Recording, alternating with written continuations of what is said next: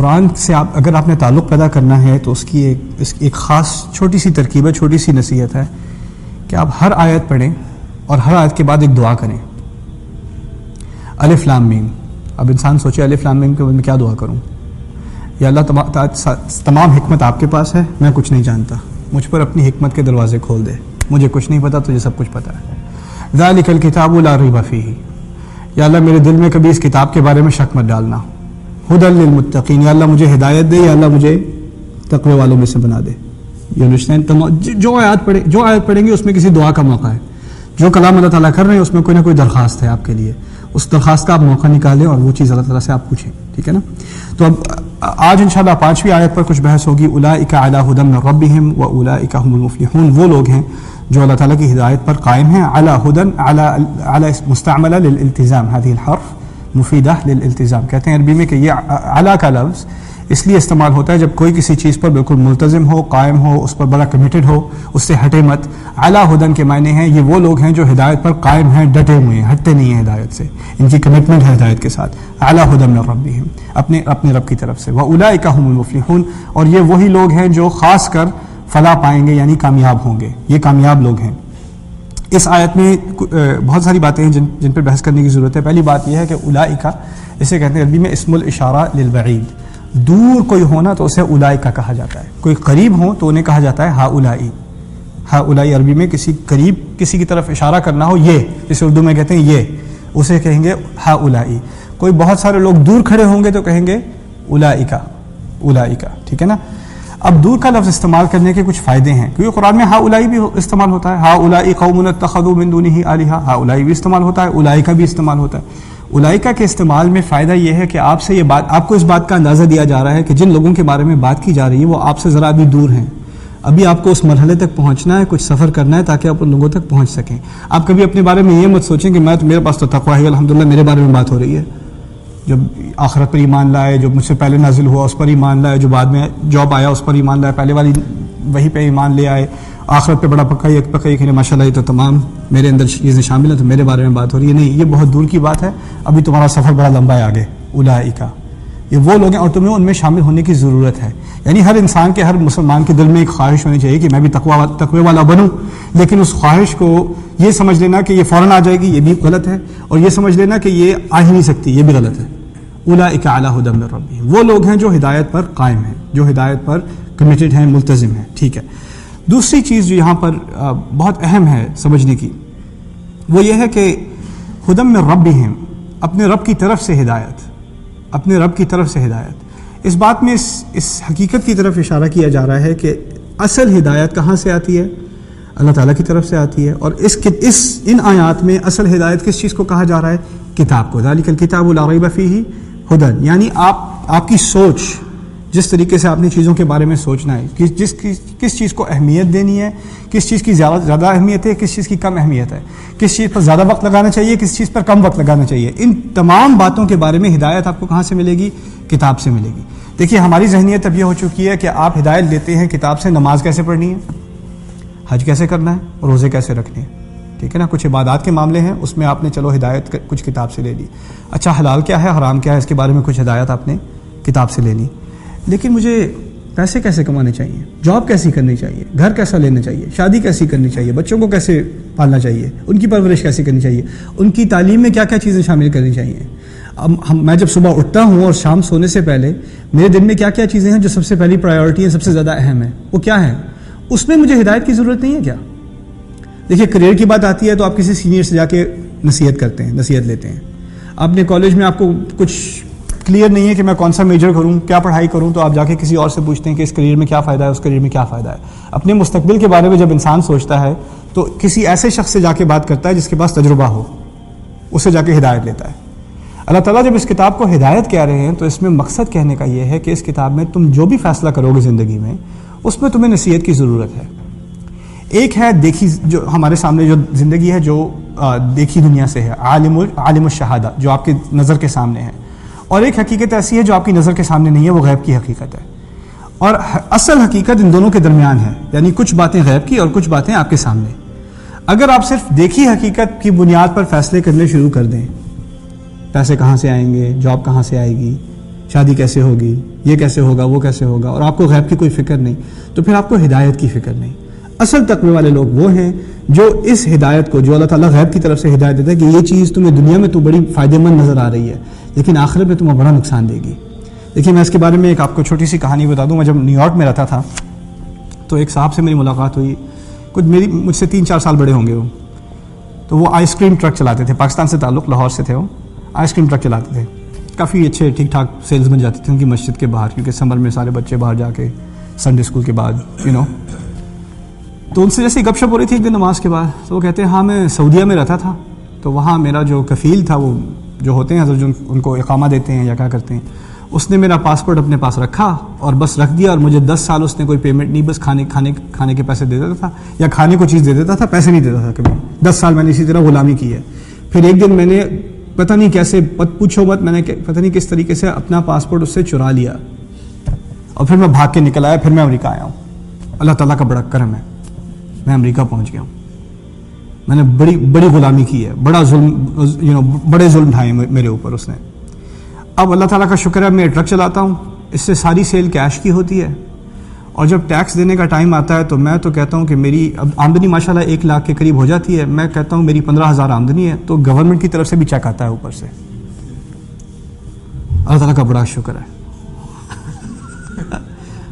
بہت مہربان ہے اللہ تعالیٰ۔ اب دیکھو وہ مسجد بھی آ رہا ہے، نماز بھی پڑھ رہا ہے، ٹھیک ہے نا، وہ بچوں کو بھی سنڈے اسکول بھیج رہا ہے، اس کو دین کا کچھ کانسیپٹ تو ہے اس کے دماغ میں کہ دین کی کچھ اہمیت ہے، لیکن دین کی اہمیت اس کے یہاں کیا ہے؟ ہدایت کس چیز کی چاہیے اسے؟ نماز کی چاہیے، وہ قرآن خوانی پہ چلے جاؤ کہیں، ٹھیک ہے نا، کون سی یہ میری بیوی کا بچہ ہونے والا ہے، کون سی دعا پڑھوں، کون سی پھونکے ماروں، بس یہ پتہ ہے اسے۔ لیکن کمائی کے بارے میں، سچائی کے بارے میں، دیانتداری کے بارے میں، جھوٹ کے بارے میں، پیسے کیسے کما رہے ہو، کیا کہہ رہے ہو، اس کے بارے میں کسی ہدایت کی ضرورت نہیں۔ جب تک کہ دنیا تمہارے پاس آ رہی ہے اور پیسہ آ رہا ہے، اس کا مطلب ہے خدا خوش ہوگا تم سے، اور کیا؟ اگر خدا ناراض ہوتا تو تم فقیر ہوتے۔ یہ بات تمہیں کس نے سکھا دی کہ اگر پیسے تمہارے پاس ہیں تو اللہ تم سے خوش ہے، اور اگر پیسے نہیں ہیں تو اللہ خوش نہیں ہے؟ یہ تمہیں کس نے سکھایا؟ ابراہیم علیہ السلام کو اپنے گھر سے نکال دیا گیا، جسے آپ انگلش میں ہوم لیس آدمی کہتے ہیں۔ دنیا کی سب سے کامیاب ترین شخصیت، گھر تک نام کی چیز نہیں۔ رسول صلی اللہ علیہ وسلم نے غار میں وقت نہیں گزارا، پتھر پیٹ پہ نہیں باندھے۔ کوئی انسان کسی کو دیکھے غار میں رہ رہا ہو، کھانے کو کچھ نہ ہو پتوں کے علاوہ، اسے کامیاب کہے گا کوئی؟ نہیں۔ لیکن قرآن نے کن چیزوں کو کامیابی بتایا ہے، کن چیزوں کو ناکامی بتایا ہے، ہمیں اس کا کوئی احساس نہیں ہے۔ یہ ہے ہدایت، یعنی اپنی سوچ بدلنا۔ اصل چیز ہدایت میں کیا ہے؟ اپنی سوچ بدلنا۔ ہمارے ہاں یا تو سارا زور ہے عبادت پر سوچے بغیر، عبادت پر سوچے بغیر، یا سارا کا سارا زور ہے علم پر سوچے بغیر۔ دونوں چیزیں سوچے بغیر، یعنی آپ معلومات بہت ہیں آپ کے پاس، سوچا کبھی نہیں ہے بیٹھ کے۔ دین کے اصل مطالبوں میں سے کیا ہے؟ سوچنا۔ ہدایت کا اصل مقصد کیا ہے؟ سوچنا۔ انا انزلناہ قرآنا عربیا لعلکم تعقلون، ہم نے تمہیں عربی قرآن اس لیے دیا تاکہ تم سوچ سکو، اس کے بارے میں سوچو، اپنی عقل استعمال کرو۔ یہ قرآن کے مقاصد میں سے ہے۔ تو آج میں اعلیٰ ہدی من ربہم کے بارے میں کچھ بات آپ سے کرنا چاہ رہا ہوں۔ اس سلسلے میں ایک بنیادی سی بات ہے، لیکن ایک اس طرح سے کہنے کہ ایک پرنسپل ہے، ایک قاعدہ ہے، اگر اس قاعدے کو آپ سمجھ جائیں تو پھر باقی قرآن آسانی سے سمجھ میں آ جائے گا۔ اصل میں قرآن میں کچھ ایسی چیزیں ہیں جن کا آپ سے مطالبہ کیا جا رہا ہے۔ آپ کی شخصیت میں، انسان کی شخصیت میں کچھ چیزیں ایسی ہیں جس کو اپنے اندر ڈالنی ہے، اپنے اندر لانی ہے، جو کہ اللہ تعالیٰ نے اس کی بڑی مختصر سی لسٹ ہے وہ بنا دی ہے قرآن میں، اس کا بار بار ذکر ہوتا ہے۔ اگر آپ کو اس لسٹ سے کچھ فائدہ اٹھانا ہے تو کسی بھی آیت میں جہاں لعلکم کے الفاظ آئیں گے نا، تاکہ تم، اس کے بعد جو کچھ آئے گا وہ ایسی چیزیں جو آپ اپنی شخصیت میں لے آئیے، کیونکہ وہ قرآن کی وہ انسان کے اہم ترین اوصاف میں سے ہے جس کی طرف اللہ تعالیٰ اسے ہدایت دے رہا ہے۔ لعلکم تشکرون، تاکہ تم شکر گزار بن جاؤ۔ لعلکم تتقون، تاکہ تمہیں احساس ہو جائے تم کر کیا رہے ہو، تمہیں تقویٰ ہو، تمہیں اپنے آپ کو بچانے کا احساس ہو، تمہیں تقویٰ ہو، خدا کا خوف ہو، ٹھیک ہے۔ لعلکم تعقلون، تاکہ تم سوچنے والے بنو۔ لعلکم تتفکرون، تاکہ تم گہری سوچ سکو۔ لعلکم تذکرون، تاکہ تم یاد رکھنے کی کوشش کیا کرو۔ یہ کیا ہے؟ یہ تمام چیزیں ایسی ہیں جو انسان کو اپنی شخصیت میں لانی ہے، اور روزانہ آپ نے اپنے آپ کو ایک تو آپ کو سوچنے کے لیے وقت چاہیے۔ اگر آپ گاڑی میں بیٹھے، آپ کی 40 منٹ ڈرائیو ہے جاب کی، اور سارا وقت آپ ریڈیو سنتے رہے اور بیکار خبریں سنتے رہے، سوچنے کا وقت کہاں ملے گا آپ کو؟ سوچو گے بھی تو کام کے بارے میں سوچو گے یا کھانے کے بارے میں سوچو گے یا سونے کے بارے میں سوچو گے اور کچھ سوچنے کا ٹائم نہیں ہے. تو جو کوئی موقع ملتا ہے اس میں کچھ سوچنے کا وقت نکالو, کچھ ذکر کرنے کا وقت نکالو, کچھ شکر کرنے کا وقت نکالو. یہ اساس ہے, یہ بنیاد ہے اس دین کی, یہ بنیاد ہے اس دین کی. اس بنیاد کو یاد رکھو گے تو مقصد یہ ہے کہ تم ہدایت پر ہو. یہ بنیاد بھول جاؤ گے تو پھر کچھ نہیں. اسی طرح لعلکم والی آیات, اسی طرح واللہ یحب, اللہ تعالیٰ کیسے کیسے لوگوں سے محبت کرتا ہے. واللہ یحب الصابرین, واللہ یحب المتقین, واللہ یحب الصادقین, سچ بولنے والوں سے, صبر کرنے والوں سے, تقوی کرنے والوں سے. یہ بھی بنیادی چیزیں ہیں جو ہم نے اپنی زندگی میں لانی ہیں. اسی طرح ان اللہ مع, اللہ تعالیٰ کن لوگوں کے ساتھ ہے. ان اللہ مع, جہاں جہاں یہ آیات پاؤ گے وہ کیا ہے, وہ بنیاد ہیں دین کی. دین کے تمام احکام, دین کی تمام ہدایات ان چیزوں کے بارے میں ہے. جب یہ چیزیں نہیں ہیں تو کچھ بھی نہیں ہے. یہ چیزیں نہ ہو تو کچھ بھی نہیں ہے. دیکھیے نماز بھی ہے تو نماز ایک, اصل میں نماز ہمارا مقصد نہیں ہے. نماز کا بھی ایک مقصد ہے. اقم الصلاۃ لذکری, نماز قائم کرو تاکہ مجھے یاد رکھ سکو, میری یاد کے لیے نماز قائم کرو. تو نماز کا مقصد کیا ہوا, اللہ تعالیٰ کا ذکر. اگر تم نماز پڑھ رہے ہو لیکن خدا کو یاد نہیں رکھتے, خدا نے جو بات تم سے کہی ہے وہ یاد نہیں رکھتے. دیکھو نماز پڑھ رہا ہے انسان, نماز میں کھڑا ہے اور اپنے آپ سے خود کہہ رہا ہے یا ایھا الذین آمنوا ان من ازواجکم واولادکم عدوا لکم فاحذروہم وان تعفوا وتصفحوا وتغفروا فان اللہ غفور رحیم. ایمان والوں, تمہاری اولاد میں سے, تمہاری بیویوں میں سے, شوہروں میں سے ایسے بھی ہیں جو تمہارے لیے دشمن ہیں, ان سے بچ کے رہو. فاحذروہم, بچ کے رہو. کیا مقصد ہے کہنے کا, تم جن لوگوں سے محبت کرتے ہو, جن سے پیار کرتے ہو, کبھی کبھی وہ پیار سے تم سے ایسی باتیں مانگتے ہیں جو اللہ تعالیٰ کو خفا کریں گی. انہیں تو خوش کر دیں گی, خدا کو خفا کریں گی. اور تم ان کی محبت میں وہ باتیں ان کو دے دیتے ہو, چیزیں دے دیتے ہو. بچہ کہہ رہا ہے مجھے اس کالج میں جانا ہے, ٹھیک ہے آپ سود کا قرضہ لے لیں لیکن میں نے اسی کالج میں جانا ہے. اب بچے کی محبت میں آپ نے اس کو کالج میں ڈال دیا, آپ بھی سود میں وہ بھی سود میں. اس کا فائدہ کیا, نقصان کیا آپ نے. وہ آپ کا دوست بنا, دشمن بنا. جب اس دن کھڑے ہونا ہے ہم نے, یوم یفر المرء من اخیہ و امہ و ابیہ و صاحبتہ و بنیہ, جب انسان اپنے بھائی سے بھاگے گا, بیوی سے بھاگے گا, بچے سے بھاگے گا, ماں سے بھاگے گا, باپ سے بھاگے گا, اس وقت پتہ چلے گا کہ یہ دوست, یہ محبت تھی یا دشمنی تھی. ٹھیک ہے نا, اس وقت پتہ چلے گا, ابھی نہیں پتہ چلے گا. ابھی تو لگتا ہے پیار میں کر رہے ہیں. دیکھو بچے ہیں, ان کی خوشی کا معاملہ ہے, انہیں خوش ہونے دو. ہماری فیملی کہتی ہے کہ بھائی بیٹی کی شادی ہے, کچھ تو خوشی منانے دیں. اور وہ کچھ خوشی منانے, الفاظ تو بڑے پیارے ہیں, کچھ تو خوشی منانے دیں. لیکن الفاظ کے پیچھے ہے کیا, ڈی جے منگانا ہے, ڈی جے بلوانا ہے, اور ہزاروں ڈالر کا کریڈٹ کارڈ پہ قرضہ لینا ہے, اور 20 طرح کے کھانے لے کر آنے ہیں. اور یعنی ایک لڑکے لڑکی کی زندگی شروع ہونے والی ہے, شروع ہونے سے پہلے ہی وہ کیا نام ہے قرضے کے نیچے دب کے مر جائیں. لیکن بچوں کی خوشی کا معاملہ ہے. دیکھو الفاظ کتنے پیارے استعمال ہوتے ہیں اور بات کتنی گھنونی گھٹیا بات ہوتی ہے. ٹھیک ہے, اور سنت ہے نبی کی صلی اللہ علیہ وسلم, مسجد میں نکاح کر دو, سادہ نکاح کرو, سادہ نکاح کرو. اب اس بات کا ذکر کر کے تو دیکھنا گھر میں ایسا کرتے ہیں, مسجد میں نکاح کراتے ہیں. ہم کیا فقیر ہو گئے ہیں, کیسی بات کر رہے ہو, کیا پاگل ہو گئے ہو کیا, کون سے مولوی تم سے بات کر رہے ہیں, کس نے تمہارے دماغ میں بات ڈال دی ہے, کیا ہو گیا تمہیں. ایک طرح کی سوچ ہے نا, سوچ ہے. جب تک یہ سوچ نہیں بدلے گی نا تب تک ہدایت کی کوئی بات ہی نہیں ہے. ہدایت ایک سپرفیشل قسم کی, ڈیکوریشن قسم کی چیز ہے. جیسے انسان اپنے اوپر پاؤڈر وغیرہ لگا لے, میک اپ لگا لے, وہ اوپر کی چیز ہے, اندر جو ہے وہ ہے. اس طرح دین کی ایک شیل پہنی ہوئی ہے, وہ ایک وضاقتہ ہے, ایک باہر سے ایک اس کا مظاہرہ ہے, لیکن اندر جو چیز ہے وہ شخصیت ہے, وہ سوچ ہے, وہ بدلنے کی چیز ہے. اولئک علی ھدی من ربہم واولئک ھم المفلحون. آخری بات جو میں آپ سے کر دوں, اس میں آخر میں لفظ استعمال ہوا ہے المفلحون. المفلح اور الفائز ہونا کا فرق. مفلح کہتے ہیں کامیاب کو عربی میں, فائز بھی کہتے ہیں کامیاب کو عربی میں. اولئک ھم الفائزون بھی قرآن میں استعمال ہوا ہے. فوز بڑی, ذالک ھو الفوز العظیم, بڑی کامیابی. اور پھر فلاح, اور یہاں پر افلاح, المفلحون اس کا لفظ بھی استعمال ہوا ہے. فلاح کا تعلق ہے فلاحی سے. فلاحی کہتے ہیں کسانی کرنے والے کو, کھیتی کرنے والے کو. ٹھیک ہے نا. مفلح کہتے ہیں کیونکہ عربوں میں زیادہ تر زمین کیا تھی, صحرا تھی. بہت کم زمین ہے جہاں پہ آپ کچھ کھیتی باڑی کر سکتے ہو. تو جو تھوڑی سی زمین ہے جہاں کچھ کھیتی کر سکتے ہو اس کی بہت اہمیت ہے, کیونکہ باقی زمین کیا ہے, صحرا ہے, جہاں پانی کی بہت اہمیت ہے اور کھیت کی بہت اہمیت ہے عربوں کے ہاں, کیونکہ بیچاروں کو ہے بہت کم زمین کرنے کو کھیتی باڑی. ٹھیک ہے نا. اب کیونکہ جس چیز کی ان کے ہاں اہمیت زیادہ ہو اس کے نام بڑے ہیں عربی میں, اس کا ایک لفظ نہیں, اس کے کئی الفاظ ہیں. اسی لیے کھیتی کے بارے میں عربی میں بہت سارے الفاظ ہیں، پانی کے بارے میں بڑے الفاظ ہیں، تلوار کے بارے میں بڑے الفاظ ہیں، اونٹ کے لیے بڑے الفاظ ہیں، گھوڑے کے لیے بڑے الفاظ ہیں، کچھ چیزیں ایسی ہیں جن کے لیے ان کے پاس بہت سارے الفاظ ہیں، اور یہ اس بات کی طرف اشارہ ہے کہ ان چیزوں کی ان کے ہاں بہت اہمیت ہے، ٹھیک ہے نا.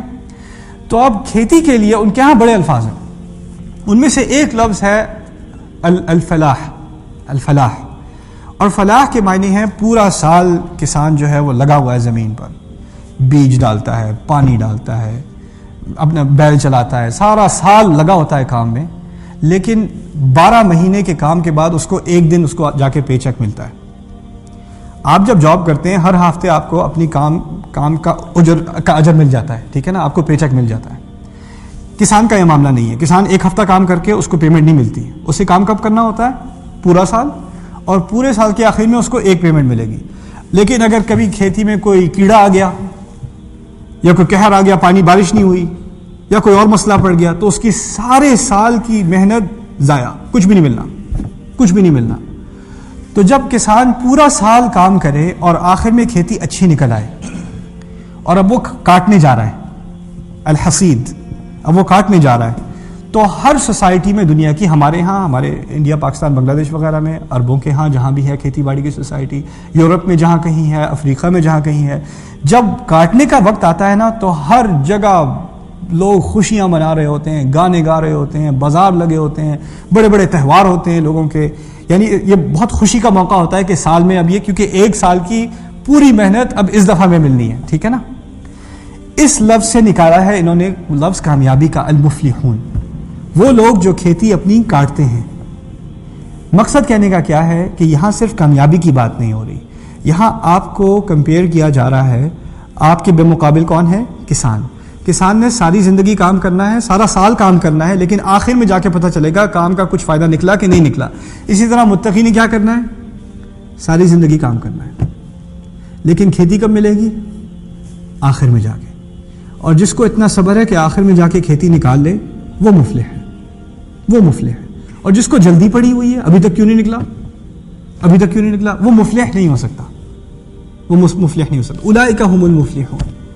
اس سے ایک خوبصورت ہدایت اللہ تعالیٰ کی طرف سے یہ ہے کہ تمہیں اور مجھے اللہ تعالیٰ کی بات ماننی ہے، اس کی ہدایت پر یقین کرنا ہے، اس پر توکل کرنا ہے، اس پر رلائی کرنا ہے. لیکن اس توکل کے بعد کبھی معاملہ ہمارے لیے آسان ہونے کے بجائے معاملہ اور مشکل ہو جاتا ہے. یعنی امتحان کبھی کبھار آسانی کے بجائے اور مشکل کی طرف چلا جاتا ہے، اور یہ اللہ تعالیٰ کی طرف سے ہے، یہ کوئی ہماری طرف سے نہیں، اللہ تعالیٰ کی طرف سے. کبھی کبھی امتحان آسان ہوتے ہیں، کبھی اور مشکل ہو جاتے ہیں. آپ اندازہ کیجئے جب ابراہیم علیہ السلام ہاجرہ رضی اللہ تعالی عنہ کے ساتھ اور اسماعیل علیہ السلام کے ساتھ صحرا میں جا رہے ہیں، تو وہ سفر بھی تو مشکل ہوگا. سفر بھی کون سا گاڑی میں کر رہے ہیں، صحرا میں جا رہے ہیں نا. اور جہاں اب آپ کبھی حج میں جاتے ہیں تو 20 منٹ اگر دھوپ میں چلنا پڑ جائے، انسان چھاؤں فوراً ڈھونڈتا ہے، کہاں چھاؤں ملے اس میں چلوں میں. 20 منٹ کی بات ہے، وہ مہینوں پیدل چل رہے ہیں بچے کے ساتھ مکے پہنچنے کے لیے، اور وہاں جا کے بھی کوئی شہر ہے کیا ہے، کچھ بھی نہیں ہے. سفر خود ہی عذاب ہے. السفر قطعۃ من العذاب، رسول کہتے ہیں سفر تو عذاب کا ایک چھوٹا سا ٹکڑا ہے سفر. اب وہ سفر خود بہت بڑا امتحان، لیکن اس سفر کے بعد کیا ہے؟ وہاں ان کو چھوڑ دینا، وہ اس سے بڑا امتحان. اب اس سے بڑے امتحان کے بعد اب بچہ پیاسا مر رہا ہے، اس سے بڑا امتحان. یہاں امتحان آسان نہیں ہو رہے اور مشکل ہوتے چلے جا رہے. 1-2 دن کے سفر کے بعد سفر آسان نہیں ہوا اور مشکل ہو گیا. 1 گھنٹے کی جدائی کے بعد ماں اور بیٹے کا معاملہ آسان نہیں ہوا اور مشکل ہو گیا. تو یہ ہے یہاں اس موقع پر اللہ تعالیٰ کی ہدایت یاد رکھنا کہ ان اللہ مع الذین اتقوا، جو اللہ تعالیٰ کا تقوی اختیار کرتے ہیں وہ ان کے ساتھ ہے. انہیں کوئی بھی نظر نہیں آ رہا صحرا میں، پھر بھی اللہ ان کے ساتھ ہے، اللہ ان کے ساتھ ہے. وہ بیچاری ماں ادھر سے ادھر بھاگ رہی ہے، خدا اس کے ساتھ ہے. ایک دفعہ میں بھاگی، یہ نہیں کہتی ایک دفعہ میں بھاگ کے کہ چلو خدا تو ملا ہی نہیں، اس نے مدد ہی نہیں کی، اب کیا کروں، تو یہیں پہ بیٹھ کے میں بھی روتی ہوں، بچہ بھی روتا ہے. وہ ایک توکل کی کہانی ہے. یہ ہے اولئک علی ھدی من ربہم واولئک ھم المفلحون. اپنی طرف سے تمہیں محنت لگانی پڑے گی، پھر کھیتی نکلے گی، پھر آخر میں جا کے کھیتی نکلے گی. اس میں اب آخری بات جس کی طرف آپ تھوڑا سا سوچنے کی کوشش کیجئے. کسان بڑی محنت سے کام کرتا ہے، پودا ڈالتا ہے، پانی ڈالتا ہے، اس کو دھوپ ملتی ہے، زمین کو دھوپ ملتی ہے، وہ بار بار اس کو مٹی کو کریدتا ہے، اس کو فریش رکھتا ہے، ٹھیک ہے نا، کیڑے وغیرہ ہٹاتا ہے. لیکن بیج کا اگنا اس کے ہاتھ میں. سوچو ذرا, بیج کا پودا بننا اس کے ہاتھ میں ہے کیا؟ نہیں. اور بیج کو پودا بنانے والا کیا وہ ہے؟ اس نے کیا کیا؟ آسان کام. اس نے کیا پانی ڈالا ہے, پانی ڈالا. اس نے انجینئرنگ نہیں کی, نہ اس نے اس کے سیل بنائے ہیں, نہ اس کی اسٹیم سیل نکالا, اس کا کچھ بھی نہیں نکالا. اس نے کیا کیا؟ صرف پانی ڈالا ہے. اس نے تھوڑی سی مٹی ادھر سے ادھر ہلائی ہے, اس نے بس یہ کیا ہے. لگتا تو یہ کہ بہت زبردست محنت کی ہے, لیکن اصل کام کس نے کیا ہے؟ اصل کام اس نے کیا ہے. پودا تو اس نے نکالا ہے. ماں جو ہے جب اس کا بچہ ہونے والا ہوتا ہے تو اس کو بڑی مشکل ہوتی ہے. بچہ بڑا ہوتا چلا جا رہا ہے, پیٹ بڑا بھاری ہوتا چلا جا رہا ہے, پیٹھ میں بھی درد شروع ہو گیا, اب لیٹا بھی نہیں جاتا, سویا بھی نہیں جاتا, الٹی بھی آتی رہتی ہے, کچھ کھانا نہیں ہضم ہوتا. مشکلیں تو بڑی ہیں. لیکن جب بچہ پیدا ہو رہا ہے تو بچے کی اپنی دیکھ بھال کون کر رہا ہے؟ اندر پیٹ کے, اس کے اندر ہے, لیکن وہ پھر بھی اس کا خیال نہیں رکھ سکتی. اس کے اندر ہی کبھی کبھار بچے, سبحان اللہ, جب اللہ چاہتا ہے تو بچے اپنی ماں کے پیٹ کے اندر ہی اللہ تعالیٰ کو لے جاتا ہے جب اس کی خواہش ہو. اس مفلحون سے یہ بات نکلتی ہے. دیکھو, تمہیں اللہ تعالیٰ کی طرف ایسا توکل کرنا ہے جیسا کسان کرتا ہے. اس لیے کسان لوگ جو ہوتے ہیں نا, ان میں علم نہ ہو خدا پر بڑا یقین ہوتا ہے ان کو. دعا والے لوگ ہوتے ہیں, بے شک جاہل بھی ہوں, کچھ بھی نہ دین کے بارے میں بھی کچھ نہ پتا ہو, لیکن دعا بڑی کرتے ہیں. الٹی سیدھی بھی کریں گے تو دعا بہت کریں گے, کیونکہ انہیں پتا ہے کہ ان کے ہاتھ میں کچھ نہیں ہے, یہ خدا کے ہاتھ میں ہے. اولئک هم المفلحون. یہ ذہنیت ہمیں قائم کرنی ہے اپنے بارے میں. ہمارے ہاتھ میں کچھ نہیں ہے, سب چیزیں اللہ تعالیٰ کے ہاتھ میں ہیں. اب ہم ایسے دور میں رہ رہے ہیں کہ آپ کی جاب ہے, آپ اچھے کالج میں گئے, آپ نے اپنی تعلیم حاصل کی, تعلیم لینے کے بعد آپ نے اپنا ریزیومے بنا کے کہیں انٹرویو دیا, انٹرویو کے نتیجے میں آپ کو جاب ملی. آپ کے دماغ میں یہ بات آئی کہ کیونکہ میں اچھے کالج میں جا کے اچھی تعلیم لے کے, اچھے اسکور لے کے, اچھی انٹرنشپ کر کے, اچھا انٹرویو دے کے اس جاب تک اس لیے پہنچا ہوں کیونکہ میری اپنی صلاحیت ہے, میں اپنی وجہ سے پہنچا ہوں.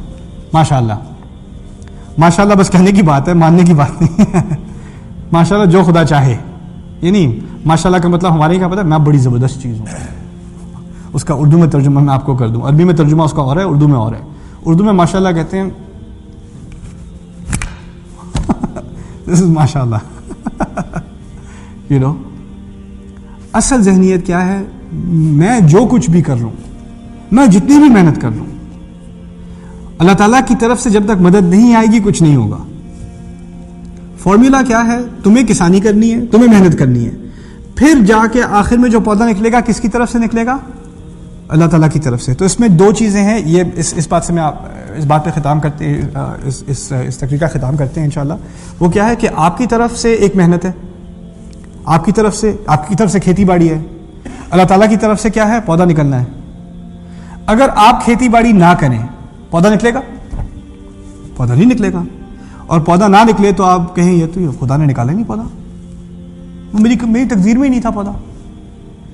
میں تو چاہتا تھا کہ میں بڑی دعا کی کہ پودا نکلا ہے, نکلا ہی نہیں. دیکھو, تمہیں پہلے محنت کرنی ہے, کام کرنا ہے, کام کرنے کے بعد دعا کرنی ہے. کام کرنے سے پہلے نہیں دعا کرنی, کام کرتے وقت دعا کرنی ہے, کام کرتے دوران دعا کرنی ہے. ٹھیک ہے نا؟ پھر مدد آئے گی اللہ تعالیٰ کی طرف سے. اب اس میں جو ایکسٹریم ہے وہ یہ ہے, کچھ لوگ ہیں جو کہتے ہیں میں نے کام کیا ہے اسی لیے کامیابی آئی ہے. دوسری طرف کیا ایکسٹریم ہے, میں تو کچھ کر نہیں سکتا بھائی, سب اللہ کے ہاتھ میں ہے, وہ کرے گا تو کرے گا, میں کیا کر سکتا ہوں. یعنی میں نے کچھ کام نہیں کرنا, اسی نے سب کچھ کرنا ہے. قرآن کا فارمولا کیا ہے؟ مفلح سے بات کیا نکلتی ہے؟ تم نے اپنا کام کرنا ہے, خدا نے اپنا کام کرنا ہے. جب تک تم اپنا کام نہیں کرو گے خدا اپنی طرف سے نہیں کرے گا. پھر تم اللہ تعالیٰ کو تم کچھ نہیں کہہ سکتے مدد ہی نہیں آئی, میں تو بڑی کوشش کرتا رہا. نہیں. اور صرف یہ کہ تم نے کوشش کی, تم نے محنت کی, اس کا مطلب یہ نہیں کہ اللہ تعالیٰ پر واجب ہے کہ وہ تمہاری طرف جس چیز کی تم توقع کر رہے تھے وہ تمہیں لا کے دے. نہ, جب اس کی مرضی ہوگی دے گا. لیکن ایک بات کی گارنٹی ہے, جب تک کوشش نہیں کرو گے تو گارنٹی ہے نہیں دے گا. کوشش کرو گے تو امید ہے, گارنٹی نہیں ہے, امید ہے کہ دے دے گا. کوشش نہیں کرو گے تو گارنٹی ہے نہیں دے گا. بیٹھے رہو. ٹھیک ہے نا؟ اولئک هم المفلحون. اس کی آخری مثال صحابہ کی لے لیجیے. صحابہ جاتے ہیں بدر میں. بدر کا واقعہ آپ کو پتا ہوگا کہ بدر میں اللہ تعالیٰ نے اپنی طرف سے 3000 فرشتے بھیج دیے تھے. صحابہ اس طرح کے آثار بیان کرتے ہیں کہ تلوار چلاتے تھے, تلوار دشمن پر لگنے سے پہلے وہ کٹ جاتا تھا. تلوار پہنچی نہیں, وہ کٹ گیا. ثلاثتی آلاف من الملائکہ، قرآن نے اس بات کا ذکر کیا ہے 3000 فرشتے. لیکن پہلے کون پہنچا میدان میں؟ سوال یہ ہے پہلے کون پہنچا؟ پہلے صحابی پہنچا اور بالکل کچھ بھی نہیں اس کے ہاتھ میں، اکا دکا تلواریں ہیں، 3-4 گھوڑے، کچھ بھی نہیں ہے. وہ لے کے 313 کی فوج لے کے وہ 1000 کے خلاف پہنچا مومن. پھر جب اس نے اپنی طرف سے کوشش دکھائی، اپنی طرف سے محنت کی، پھر اللہ تعالیٰ کی طرف سے کیا آئے؟ فرشتے آئے. فرشتے پہلے سے نہیں پہنچ گئے تھے بدر کے میدان میں، اور جب مسلمان وہاں پہنچے تو فرشتے پیچھے مڑ کے کہتے ہیں ہم تو 3 بجے سے ہم بیٹھے ہوئے یہاں پہ، آپ کہاں تھے؟ یہ ایسی کوئی بات نہیں ہوئی. فرشتے پہلے نہیں آتے، فرشتے بعد میں آتے ہیں، مدد بعد میں آتی ہے. پہلے تم ظاہر کرو، پہلے تم اس بات کا ثبوت دو خدا کو کہ تم مدد کے مستحق ہو. جب تک اس بات کا ثبوت نہیں دو گے مدد نہیں آئے گی. یہ ہے فارمولا ہمارے دین کا. ایک طرف لوگ کہتے ہیں کہ میں اپنی طرف سے میری کوشش ہے اسی کی وجہ سے کامیابی ہے، دوسری طرف کیا ہے؟ خدا کی طرف سے کامیابی ہے، میرے ہاتھ میں کیا ہے؟ یہ دونوں غلط ہیں، یہ دونوں غلط ہیں. ان دونوں کے درمیان کی بات، ان دونوں کو ملا کر جو بات کی ہے وہ قرآن نے کی ہے. ٹھیک ہے نا؟